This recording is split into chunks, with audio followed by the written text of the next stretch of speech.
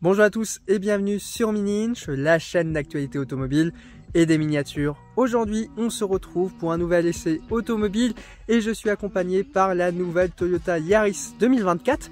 Nouvelle, oui, parce qu'elle possède des mises à jour esthétiques mais également mécaniques, parce que je suis accompagné par la toute nouvelle motorisation 130 chevaux hybride.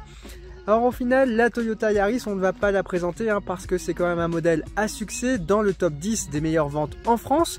Mais cette mise à jour en fait aujourd'hui l'une des meilleures hybrides sur le marché. On la découvre ensemble? C'est parti! On ne présente plus la Toyota Yaris et ses 3,94 m et pourtant c'est au final une petite citadine qui est devenue quasiment seule aujourd'hui sur son segment.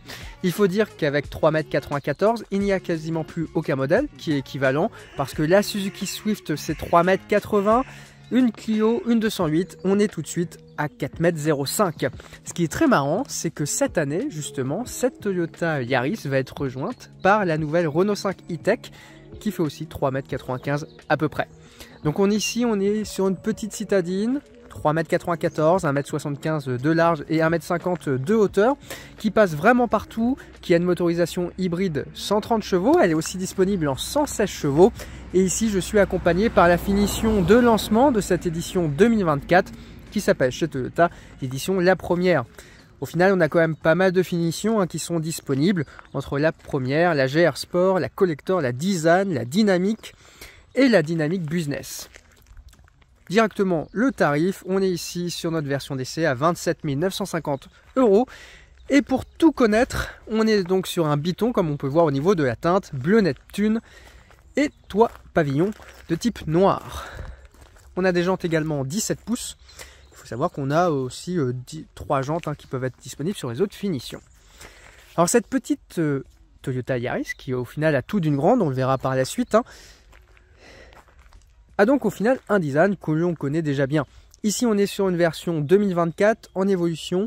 On rappelle que sur les marques Nippon, au final, les modèles sont mis à jour quasiment chaque année et possèdent des petites mises à jour, au final soit esthétiques, soit mécaniques, soit intérieures, au fur et à mesure de leur vie. C'est vrai que sur les marques européennes, on a la plupart du temps une vraie rupture entre chaque génération. Ici sur la face avant, on est donc un peu sur un ancien design de Toyota qui est bien différent de ce qu'on peut retrouver par exemple sur le Toyota CHR, le BZ4X ou même la Camry on pourrait dire. On a donc une grande calandre à l'avant avec le logo qui est surmonté juste au-dessus, un pare-choc qui est donc également de la même couleur que notre pavillon, donc noir, et une calandre au final qui est quand même plutôt imposante pour une petite voiture de ce gabarit. À gauche, on va retrouver des sortes de gouttes un tout petit peu qui sont, d'un point de vue design, en noir. Ici, on a comme même une bonne finition autour de l'anti-brouillard. On peut voir qu'on a un petit motif effet 3D, plutôt bien recherché.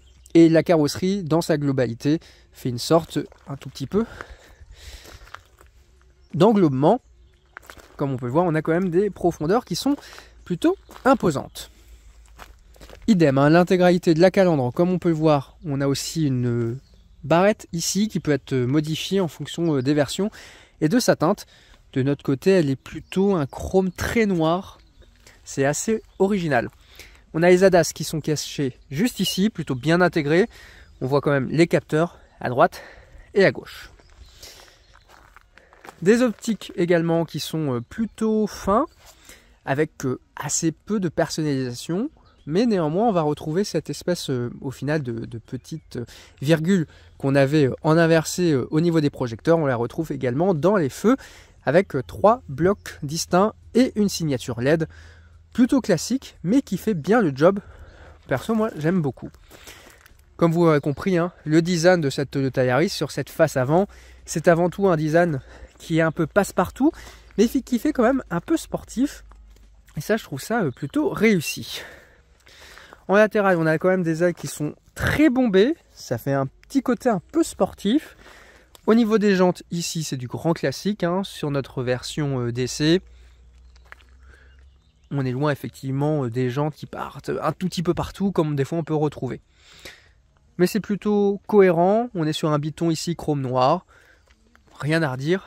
Avec ça, on notera d'ailleurs étrier de frein présent avant-arrière. En latéral, c'est relativement simple, on a très peu de forme. On a quand même une petite nervure qui est présente en bas de portière. On va retrouver une forme dans la carrosserie aussi au niveau de la moitié de la porte arrière qui va au final dessiner quasiment le pare-choc arrière qui lui aussi est relativement simple. Comme on peut voir, on a une grande partie qui est dédiée à un diffuseur ici qui est noir laqué. On va retrouver le frein de recul également et 2 catadioptres. Au-dessus, on a donc le coffre qui est souligné par ce bandeau qui au final joint les deux optiques qui sont plutôt bien travaillées comme on peut le voir. On a vraiment de la mise en forme, on a une silhouette qui est plutôt agréable et même quand la voiture est à l'arrêt, on reconnaît quand même qu'on est directement sur une Toyota Yaris. Ici, on a l'emblème HEV parce qu'on est donc sur une version hybride de cette Toyota Yaris de la part de Toyota. Et après, lunettes arrière avec béquet. Comme on peut le voir ici sur notre version, on a donc un biton. Biton qui se fait au final au milieu quasiment du pied C, plutôt bien intégré. Entourage de vitres ici qui est aussi en noir laqué également ici. On a une partie plastique qui est présente juste là. Plastique également entre les deux vitres. Et des coques de rétroviseur, ma foi, très très classique. On notera qu'on a quand même deux éléments ici sûrement pour l'aéro. Ou peut-être pour les bruits de vent qui sont présents juste ici. Bref, avec 3,80 m, on peut dire qu'on fait rapidement le tour de cette petite Toyota Yaris qui évolue vraiment en douceur vis-à-vis de la génération qu'on avait avant. Il faut chercher les petites mises à jour esthétiques. Néanmoins, on est quand même sur un design très fédérateur. Et ça, je trouve que c'est peut-être ce qui lui fait vraiment son charme. Aujourd'hui, sur la concurrence en France, vu qu'elle est quasiment dans le top 10 des ventes, on la retrouve en face d'une Dacia Sandero, on la retrouve en face d'une Peugeot 208, en face d'une Renault Clio, qui ont un style qui est très affirmé. Et au final, en restant assez sobre, néanmoins avec des mimiques très originales, comme par exemple ce bandeau arrière qui est très imposant, très chargé dans le design, bah, ça nous donne au final un modèle qui est quand même assez charismatique. C'est assez fou de se dire qu'aujourd'hui, une voiture comme la Toyota Yaris, voilà, avec une bonne petite boule à l'avant, un petit côté bien sportif avec des ailes élargies. Bon, on rappelle qu'on a une petite filiation avec un modèle qui court en WRC tout de même. Et bien ça nous fait un modèle qui arrive à se détacher un tout petit peu de la concurrence. Passons directement au coffre, sur la partie arrière, puisque quand même on reste sur une voiture qui normalement doit être utilisée un tout petit peu tous les jours. Ici, il est pas très grand, forcément, on est quand même 20 cm, 10 à 20 cm de moins que les références de la catégorie. On est donc sur un coffre qui fait 286 litres. Comme on peut voir, on arrive quand même à mettre une valise cabine, suffisamment d'éléments. Bon, c'est quasiment 100 litres de moins qu'une Peugeot 208 ou qu'une Renault Clio. Vous pouvez renoter, c'est relativement simple au niveau quand même de la conception. Ce qui en fait une voiture relativement légère, puisqu'on est à peu plus d'une tonne, une tonne 2. Mais ce qui est assez fou, c'est, je trouve, surtout la partie conduite qu'on va voir tout de suite. Parce que cette petite Toyota Yaris, on va pas se mentir, a quand même tout d'une grande. On rappelle que dans la gamme Toyota, on a la Aygo qui est juste en dessous avec la Aygo X également. On a donc cette Toyota Yaris et son équivalent Toyota Yaris Cross pour la version un tout petit peu plus SUV. Toyota Yaris et Toyota Yaris Cross qui sont en partie produits en France à côté de Valenciennes. À l'intérieur, on est tout de même sur cette Toyota Yaris sur quelque chose qui est relativement sobre, comme ce qu'on peut retrouver sur les marques qui sont nippones. Si on s'installe, déjà, on remarque d'emblée la présence d'un affichage tête haute. C'est quand même assez peu courant pour une voiture de 3,9 m. On a ici un compteur qui est donc maintenant totalement numérique, un peu plus de 13 pouces, il me semble. On a ici également une tablette, un peu plus de 10 pouces. Alors si vous ne voyez pas la navigation, c'est tout simplement parce qu'il faut se connecter avec son portable. Alors c'est très pratique parce qu'en final, on peut dupliquer Apple CarPlay ou Android Auto. C'est surtout l'objectif de cette tablette. On va quand même retrouver sinon certains menus qui permettent par exemple d'avoir l'affichage de la consommation, de se brancher au téléphone ou tout simplement d'accéder à divers éléments qu'on peut afficher et évidemment mettre la radio. Comme on peut le voir, ici on est sur une finition qui est plutôt sobre en termes de siège. On a 5 au final assises qui peuvent être proposées dans la gamme Toyota. Surtout du monochrome assez sombre. comme ce qu'on a l'habitude de voir aujourd'hui chez la marque. Comme on peut le voir, on a quand même un traitement qui est plutôt agréable, qualitatif au niveau des portières. On a des bacs de rangement qui sont bien présents. Des petits éléments assez étonnants qu'on n'a plus l'habitude forcément de voir dans des voitures européennes, comme par exemple la fermeture des portes qui se fait avec ce loquet. Absence également de décoration sur les boutons de lève-vitre. Alors oui, ça fait des économies puisqu'au final c'est un bouton pour toute la voiture. Mais c'est vrai qu'on n'a pas forcément l'habitude de voir ça. On a une planche de bord, on va retrouver un petit insert qui est aussi présent au niveau des portières qui rappelle celui de la couleur de carrosserie. Un rangement bien pratique ici, ça c'est vraiment avantageux. Bon, comme on peut le voir, on a une boîte à gants qui est petite. On a une recharge à induction qui est très pratique chez Toyota parce que au final, chez Toyota, ils ont fait le choix d'avoir des inductions avec des ventilateurs qui sont intégrés, ce qui permet de ne pas faire chauffer son portable. Ça, c'est vraiment best in class clairement aujourd'hui. On a du 12 watts qui est présent ici, deux USB-C aussi, bien standard. On a des sièges chauffants et on a donc un menu climatisation qui est présent ici, tout en bouton. Clairement, ici, ça ne manque pas. Start and Stop qui est présent ici et un volant classique de chez Toyota avec à droite toute la logique des ADAS, à gauche tout ce qui est gestion au final du son, du divertissement, etc. Ce qui nous permet quand même d'avoir une gestion qui est, ma foi, plutôt bien intégrée. Alors par contre, pourquoi il y a des boutons qui sont présents aussi bas, mais en fait on va pouvoir avoir les feux automatiques qui sont présents ici, volant aussi chauffant, comme on peut voir on a plein d'autres options qui peuvent être ajoutées, et réglage des optiques. On a aussi un bac de rangement de notre côté. Et évidemment la gestion des différentes fenêtres de la voiture. Alors ici vous l'avez entendu, le moteur thermique s'est rallumé parce que j'étais bien allumé, la voiture était en hybride. Et ouais, elle va se couper parce qu'on passe donc en mode EV. Justement, combien de pourcentage de batterie il me reste? Comme on peut voir ici, je suis à la moitié de la batterie. Et la voiture fait une gestion, au final, toute seule. Alors, on peut donc naviguer et personnaliser les différents menus. Il y a quand même beaucoup de boutons qui sont présents ici. Il y a plus simple, on dira. Mais c'est vrai que les informations, au moins, on les a. Alors, d'un point de vue consommation, on reparlera de ça par la suite. Comme on peut le voir, on a déjà parcouru plus de 800 km avec cette voiture et on a une consommation de 4,2 litres. En ville, on est proche des 3,5. Sur autoroute, on est un peu plus proche des 4,5, 4,6. Donc ça nous fait une moyenne à 4,2, plutôt correct. Affichage tête haute, ça c'est vraiment génial. Et en termes de son, on est donc sur un système JBL. Alors, il y a des éléments qui sont des fois un peu disproportionnés, comme par exemple ici le rétroviseur central, ce qui nous permet une excellente visibilité à l'arrière. Rien à redire. On a aussi des grands rétroviseurs, droite et gauche. Vraiment, la visibilité globale de la voiture est vraiment excellente. En termes d'assises, d'ailleurs, on notera qu'on a aussi les surpiqûres bleues qui rappellent évidemment la couleur bleu Neptune qu'on a. On a également une option avec notre version la première, qui est donc ce toit panoramique à volet manuel, commun sur la gamme Toyota, et on a donc des petites places à l'arrière. Bon, faut pas être très grand, forcément avec 3,94 m, on ne peut pas demander plus, surtout qu'on a quand même un coffre qui est plutôt conséquent au vu d'une voiture de cette longueur. Alors forcément quand même, 3,94 m, on fait le tour assez vite, c'est même le cas pour l'intérieur. Ici on a donc un levier classique chez Toyota avec les différents modes. Juste en dessous, on va avoir aussi la sélection du mode. On a donc une reconnaissance vocale qui nous permet de pouvoir naviguer dans les menus, comme on peut le voir. Le frein de parking est juste ici. Juste en dessous, on va avoir deux porte-gobelets.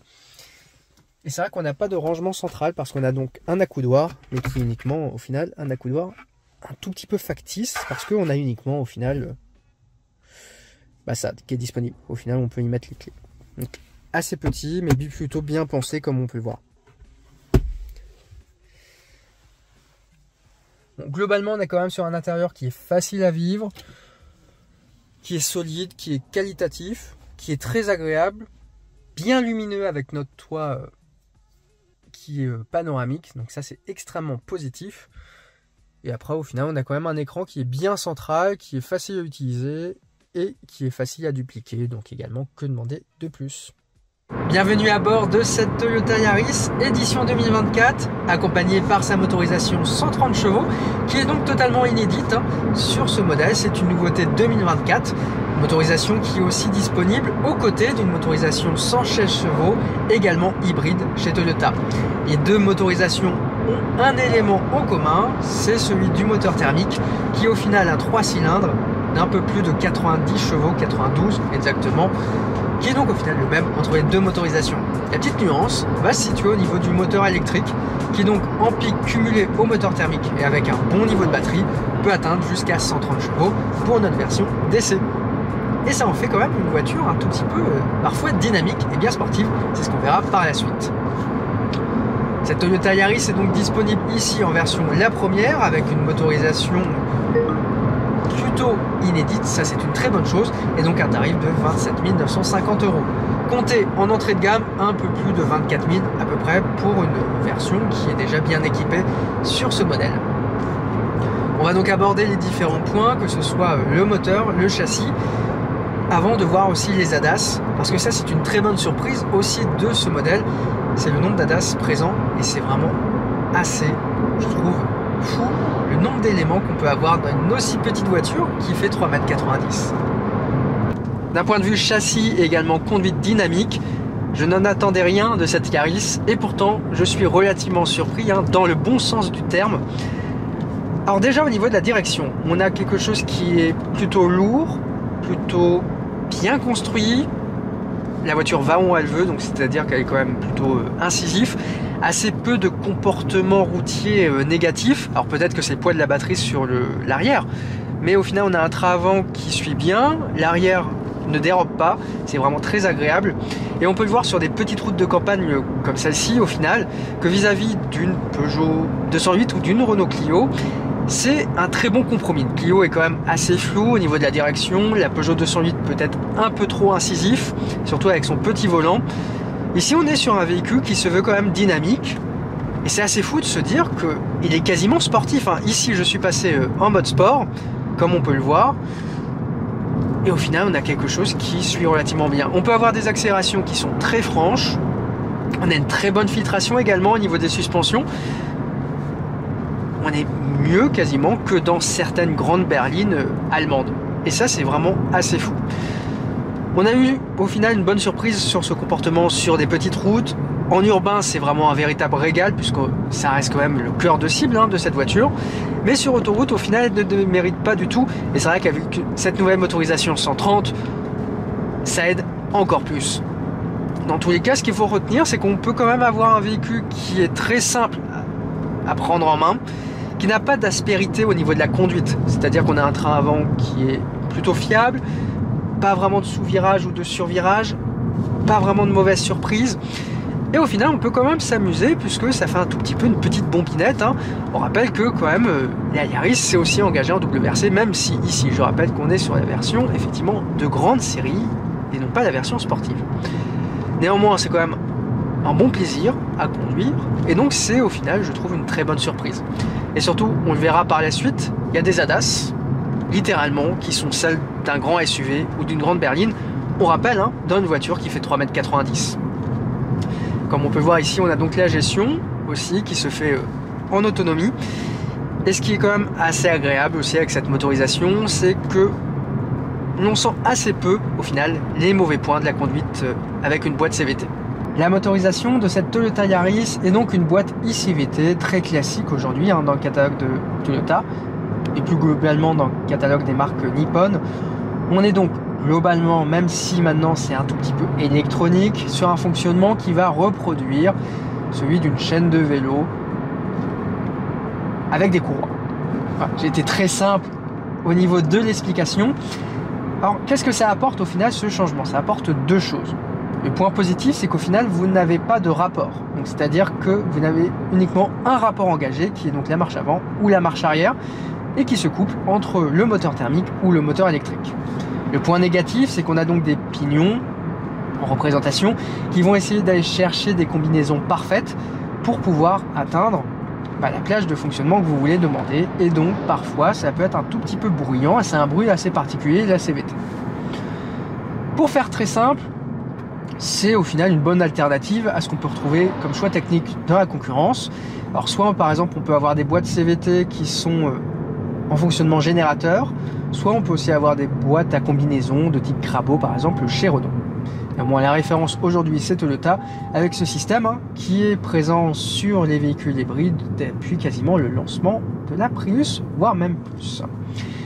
Comme on peut le voir ici, on est donc en urbain et la voiture décide d'elle-même de passer en mode électrique. Sur un parcours, on peut quasiment faire, même en interurbain, c'est ce qu'on a relevé aujourd'hui, 40 à 60% de son trajet en version 100% électrique. Alors pour pas vous mentir, voilà, je vais vous afficher ça. Alors tout à l'heure j'ai été tourné en ville, mais on est à 78% d'utilisation en mode EV. Autant vous dire que c'est relativement bien. Ce qui nous permet au final d'avoir une baisse de consommation plutôt significative. Alors sur plus de 850 km abordés avec cette Toyota Yaris, on est à 4,2 litres de moyenne. On a fait Paris-Orléans, Orléans-La Mayenne, La Mayenne-Saumur, et là je retourne sur Paris. Donc de l'interurbain, du 110, du 90, du 50. En ville, c'est facilement possible de faire du 3,5 litres, voire même des fois du 0 si vous êtes vraiment sur un tout petit trajet et que vous avez suffisamment de batterie. Et sur autoroute, on est toujours à moins de 5 litres. Donc bref, au final, 4 litres, c'est un bon compromis pour ce modèle qui est affiché en WLTP, il me semble, à 4,6, quelque chose comme ça. Donc au final, c'est très facile d'être sous le WLTP sur cette version. Alors forcément, on est un tout petit peu en automne, il fait 14 à 20 degrés, bon, il y a un tout petit peu plus, mais au final, on est quand même sur des consommations qui sont relativement agréables. On a donc un mode B qui est disponible, un mode break sur cette voiture. Alors petit piège, c'est que la plupart du temps, ça fait surconsommer sur ce type de modèle, qu'en fait, ça va recharger la batterie. C'est pas un mode break régénératif comme on peut avoir sur une voiture électrique classique. Néanmoins, vous pouvez utiliser la pédale de frein, et en fait bien dosé, ça va vous permettre tout simplement de pouvoir recharger votre batterie. La voiture fait donc une gestion totalement autonome, en fait en fonction du niveau d'accélération. Comme on peut le voir ici, on a charge, éco, power. Dès que vous êtes en dessous la barre éco, la plupart du temps et quand la batterie est chargée, la voiture va se mettre en 100% électrique. Entre éco et power, c'est tout simplement le moteur thermique qui va fonctionner à l'aide du moteur électrique pour procurer au final la puissance qui est demandée. On a la gestion qui est présente juste ici, si on peut le voir à l'écran.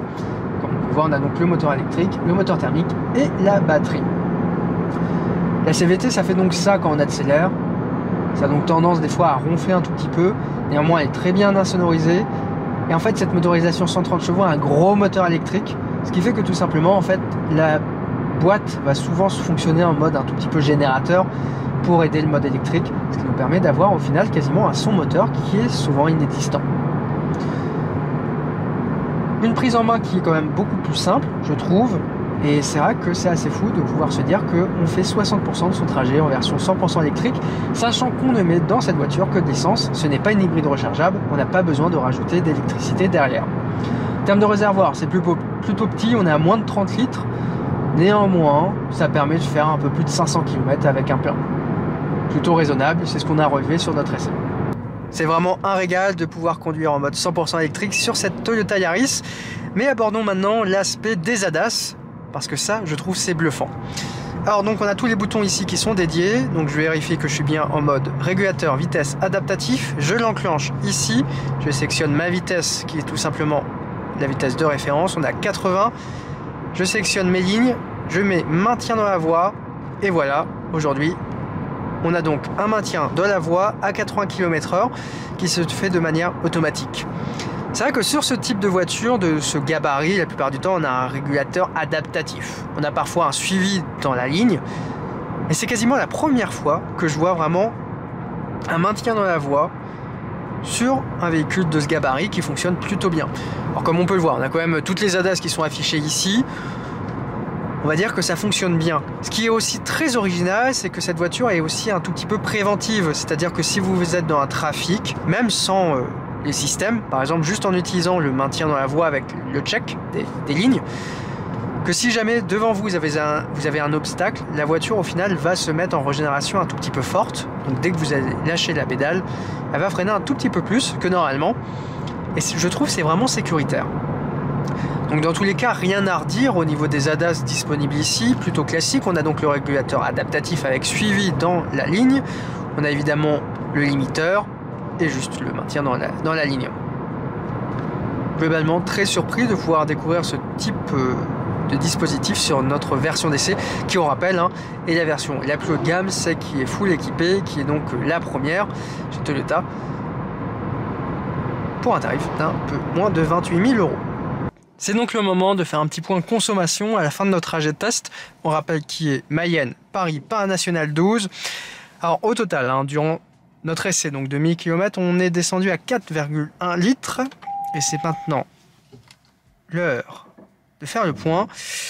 Et voilà, donc on est à 3,9 litres pour 203 km. 3h15 parce qu'on avait fait un petit shooting avant. 51% de conduite EV.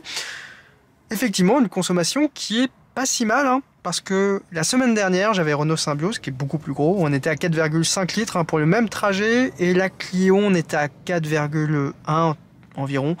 Donc, on est un petit peu moins ici de 4 litres sur un trajet national avec du 110 avec cette Toyota Yaris. En bilan de cette Toyota Yaris, moi j'ai vraiment été relativement surpris par ce modèle. C'est vrai que je n'attendais pas forcément de caractère dynamique, de caractère plaisant à conduire. C'est vrai qu'on est sur une voiture qui peut être typée un tout petit peu très ville. Et au final, que nenni, on est quand même sur une véritable citadine qui peut facilement faire du routier sans souci. Une consommation qui est très agréable. Et c'est vrai que cette motorisation 130 chevaux aide beaucoup aussi, je trouve, en confort vis-à-vis d'une motorisation 116 chevaux qui est assez similaire à celle que j'avais déjà pu tester sur la chaîne avec la Toyota Yaris Cross. Ici, on se rapproche un tout petit peu plus de celle qu'on a déjà pu tester ensemble dernièrement avec le Toyota CHR. Dans tous les cas, ce qui est important à savoir, c'est que au final, cette Yaris est uniquement disponible en motorisation hybride, ce qui permet des économies de carburant. En moyenne, c'est très facile de faire du 4 litres sur un trajet interurbain, voire autoroutier. Et en ville, sur un trajet qu'on connaît bien et qu'on va bien maîtriser, je pense qu'on peut faire facilement 3,5 litres, 4 litres. Néanmoins, j'ai un peu plus de facilité à descendre sur la consommation que lors des précédents essais de modèle Toyota. Donc peut-être un réglage effectivement qui est un peu plus accessible à tout le monde. Dans les points positifs, on va évidemment retenir son gabarit, 3,9 m. C'est très bien, c'est très compact, c'est très facile à prendre en main. Son caractère également dynamique, très bon. Rien à redire sur le sujet, même si on pourrait effectivement avoir une insonorisation qui soit un tout petit peu mieux. Néanmoins, on est quand même sur quelque chose qui est relativement quali, peut-être un peu moins que la concurrence. Les ADAS, alors là, c'est le grand oui de cette voiture. Avoir une conduite semi-autonome à 27 000 € à peu près, c'est remarquable, je trouve. Conduite en plus qui est relativement quali, puisque c'est la même qu'on retrouve sur un Toyota CHR qui était lui affiché à plus de 40 000 €. Un volume de coffre, bon, effectivement, qui est petit, moins de 300 litres, alors que la concurrence est à plus de 350 litres. C'est peut-être ce qu'il va pêcher. Et également ce qu'il y a derrière moi, parce que oui, les places arrière sont légèrement anecdotiques. Mais elles sont présentes, mais elles sont un tout petit peu anecdotiques, malgré tout qu'on est sur une 5 portes. Point positif aussi de notre version d'essai, la première, à prendre en option, ça doit être à peu près 1500 €. Le toit panoramique, ça permet d'avoir beaucoup de lumière sur un intérieur qui est souvent très sombre, et ça c'est une habitude aujourd'hui chez Toyota. Bref, si on veut garder les points positifs de ce modèle, c'est dans tous les cas sa prise en main, son comportement, sa facilité d'usage au quotidien, je trouve. C'est vraiment une voiture qui est faite pour être utilisée tous les jours et on aime la prendre, elle est amusante à conduire, on peut prendre du plaisir et ça c'est vraiment chouette. Point négatif, c'est peut-être les places arrière, effectivement, les places également dans le coffre. C'est une voiture qui est compacte, donc forcément il y a des compromis qui sont faits.